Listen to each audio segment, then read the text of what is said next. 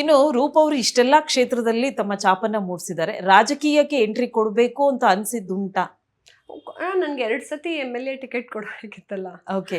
ಯಾಕೆ ನೀವು ರಾಜಕೀಯ ಅಂದ್ರೆ ಈಗ ನಿಮಗೆ ನೇಮ್ ಫೇಮ್ ಇರುವಂತವ್ರು, ಸೊ ಅಧಿಕಾರವನ್ನು ಜೊತೆಯಲ್ಲಿ ತಗೊಂಡ್ರೆ ಸಮಾಜಕ್ಕೆ ಇನ್ನೂ ಹೆಚ್ಚಿನದಾಗಿ ಏನಾದ್ರೂ ವರ್ಕ್ ಮಾಡ್ಬೋದು ಅಂತ ಕೆಲವ್ರು ಹೇಳ್ತಾರೆ. ಹಣ ಮತ್ತೆ ಅಧಿಕಾರ ಎರಡೂ ಇದ್ರೆ ಜನಸೇವೆಗೆ ಈಸಿ ಆಗುತ್ತೆ ಅಂತ. ನಿಮ್ಮ ಪ್ರಕಾರವಾಗಿ ಈಗ ಅನ್ಸುತ್ತೆ? ಅದು ಖಂಡಿತ. ಯಾಕಂದ್ರೆ ಕೆಲವು ಪಾಲಿಸಿ ಇಂಪ್ಲಿಮೆಂಟೇಷನ್ ಮಾಡಬೇಕು, ಮತ್ತೆ ನಾವೆಲ್ಲ ಬದಲಾಯಿಸ್ತೀವಿ ಅಂತಲ್ಲ, ನಾವಾಗಲೇ ಹೇಳ್ದಂಗೆ ಏನೋ ಕಿಂಚಿತ್ ಬದಲಾವಣೆನ ಮಾಡಿ ಹೋಗ್ಬೇಕು ಅನ್ಬೇಕಾದ್ರೂ ಮನುಷ್ಯ ಅದಕ್ಕೂ ಒಂದು ಸಮಯವನ್ನ ಕೊಡಬೇಕು. ರಾಜಕೀಯ ಅನ್ನೋದು ಕೆಟ್ಟ ಕ್ಷೇತ್ರ ಅಲ್ಲ.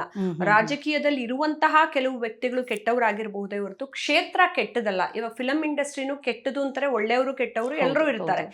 ನಾವು ಹೆಂಗ್ ಅದನ್ನ ಮಾಡ್ಕೊಳ್ತೀವಿ ಅಂತ ಅನ್ನೋದು ನಮ್ಮ ಮೇಲೆ ಬಿಟ್ಟಿರೋದು. ಸೊ ರಾಜಕೀಯ ಖಂಡಿತ ನಾನು 2 ಸತಿ ನನಗೆ ಟಿಕೆಟ್ ಕೊಡಬೇಕಿತ್ತು. ಬೇರೆ ತುಂಬಾ ಪಕ್ಷಗಳಿಂದನೂ ಕರೆದಿದ್ರು. ಈಗ ನಾನು BJPಲಿ ಕಲೆ ಮತ್ತು ಸಾಂಸ್ಕೃತಿಕ ಪ್ರಕೋಷ್ಠಕ್ಕೆ ರಾಜ್ಯ ಸಂಚಾಲಕಿಯಾಗಿ ಕಾರ್ಯನಿರ್ವಹಿಸ್ತಾ ಇದ್ದೀನಿ.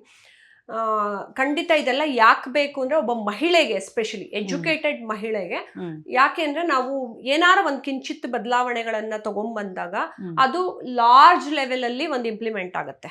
ಈಗ ರೂಪಾ ಅಯ್ಯರ್ ಆಗಿ ನಾನು ಸ್ವತಃ ಒಬ್ಳೆ ಮಾಡ್ತಿದ್ದೀನಿ ಅಂದ್ರೆ ಆಯ್ತು, ನಾನು 1000 ಜನಕ್ಕೆ ಹೆಲ್ಪ್ ಮಾಡ್ಬೋದು, 2000 ಜನಕ್ಕೆ ಹೆಲ್ಪ್ ಮಾಡ್ಬೋದು ಸಾಯೋದ್ರೊಳಗೆ ಅಂತ ಹಿಂಗೆ. ಬಟ್ ಆ ಲೆವೆಲ್ಗೆ ಹೋಗಿ ಕೂತಾಗ ಅನೇಕ ಬದಲಾವಣೆಗಳನ್ನ ಕಾಣ್ಬೋದು. ಇನ್ನೊಂದು, ಯಾರೋ ಕೆಟ್ಟದ್ ಮಾಡ್ತಾ ಇರೋದನ್ನ ನಾವು ವಾಯ್ಸ್ ರೈಸ್ ಮಾಡಿ ತಡೀಬಹುದು.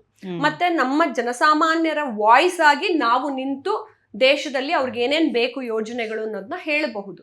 ನಾನೇನು ಕೊಡದೆ ಹೋದ್ರು ನನ್ನ ವಾಯ್ಸ್ ಅಲ್ಲಿ ನಾನು ರೈಸ್ ಮಾಡ್ಬೋದಲ್ಲ. ಸೊ ಆ ಎಲ್ಲಾ ಪರಿಸ್ಥಿತಿಗಳಿಗೆ ನನ್ನ second half of my life definitely I want to be there ಅಂತಾನೆ ನಾನು ಇವಾಗ ಫಿಕ್ಸ್ ಮಾಡ್ಕೊಂಡು, ನಾನ್ ಫಿಕ್ಸ್ ಅಂತಲ್ಲ, ಹೇಗೇನ್ ಹೇಳ, ಇವ್ರೆಲ್ರೂ ಪ್ರೇರಣೆ. ನೀನೆಲ್ಲಿ ಹೋಗ್ಬೇಕು, ನೀನ್ ಮಾಡ್ಬೇಕು ಅಂತ ಅನ್ನೋದೆಲ್ಲ ದೇವ್ರ ಪ್ರೇರಣೆ, ನಮ್ದು ಯಾವ್ದು ಅಲ್ಲ. ಓಕೆ ಮ್ಯಾಮ್, ಏನು ಅಂತ ಹೇಳಿದ್ರೆ ನಿಮ್ ಜೊತೆ ಮಾತಾಡ್ತಾ ಇದ್ರೆ ಸಮಯ ಹೋಗೋದು ಗೊತ್ತಾಗಲ್ಲ. ಜ್ಞಾನ ಹೆಚ್ಚಾದಷ್ಟು ಸರಳತೆ ಹೆಚ್ಚಾಗುತ್ತೆ ಅಂತ ನಾನು ಕೇಳಿದ್ದೆ. ಇವತ್ತು ಪ್ರೂವ್ ಮಾಡಿದ್ದಾರೆ ರೂಪಾ ಅಯ್ಯರ್ ಅವರು. ಸೊ ಜ್ಞಾನ ತುಂಬಾ ಇದೆ. ಅವರೊಟ್ಟಿಗೆ ಮಾತಾಡ್ತಾ ಹೋದ್ರೆ ಎಷ್ಟು ವಿಷಯಗಳು ನಮಗೆ ಗೊತ್ತಾಗುತ್ತೆ ಅಂತ ಹೇಳಿದ್ರೆ, ನಿಜವಾಗ್ಲೂ ಈಗಿನ ಹೆಣ್ಣು ಮಕ್ಕಳು ನೋಡ್ಲೇಬೇಕಾದಂತ ಕಾರ್ಯಕ್ರಮ ಇವತ್ತಿನ ಕಾರ್ಯಕ್ರಮವಾಗಿದೆ. ಬರೀ ಹೆಣ್ಮಕ್ಳು ಅಂತಲ್ಲ, ಚಿಕ್ಕ ವಯಸ್ಸಿನಿಂದ ಹಿಡಿದು ವಯಸ್ಸಾಗಿರುವಂತಹ ಎಲ್ಲಾ ಕ್ಯಾಟಗರಿಯ ಜನಗಳು ಈ ಒಂದು ಕಾರ್ಯಕ್ರಮವನ್ನ ಮಿಸ್ ಮಾಡದೆ ನೋಡಿ.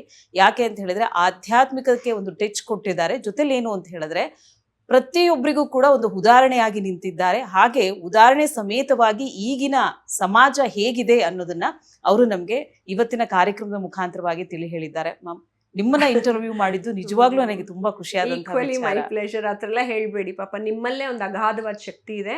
ಇವತ್ತು ಮಹಿಳಾ ದಿನಾಚರಣೆ, ನೀವು ಮಹಾಲಕ್ಷ್ಮಿಯಾಗಿ ನಮ್ಮನೆಗೆ ಬಂದಿದ್ದೀರಾ. It is my pleasure, completely my pleasure. Thank you so much. ಎಲ್ರಿಗೂ ಮಹಿಳಾ ದಿನಾಚರಣೆ ಶುಭಾಶಯಗಳು. ಮತ್ತೆ ಎಲ್ಲರೂ ಏನ್ ಗೊತ್ತಾ, ಪ್ರತಿದಿನ ನಮ್ಮ ದಿನಾಚರಣೆನೆ, ಪ್ರತಿದಿನ ಶುಭಾಶಯಗಳೇ.